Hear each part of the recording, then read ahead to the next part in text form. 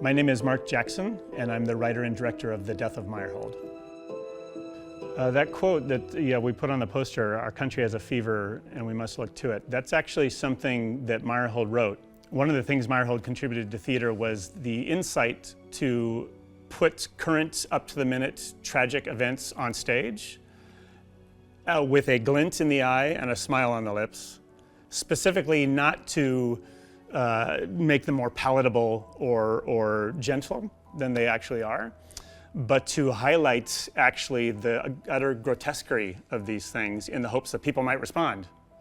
So my hope is what the production will offer people is a space to process and to grieve what's happening in our country right now, while also inspiring in them their passion, their hope, and their own creative resistance.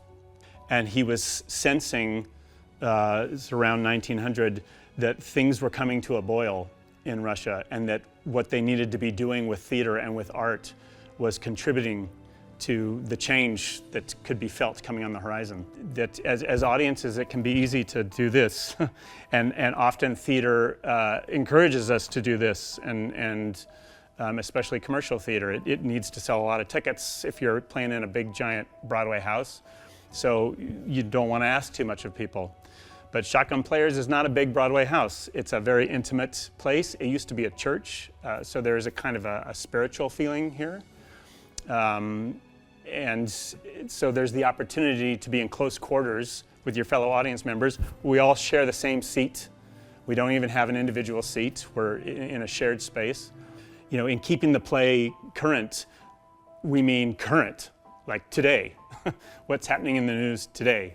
And that what's happening in the news today might change the performance on Thursday night, Friday night, Saturday night. And to hopefully people leave thinking about and talking to each other about what they can do right now in our country to stop what's happening from happening, to turn it in a new direction, so that we don't end up going down the road that Meyerhold's ended up going down.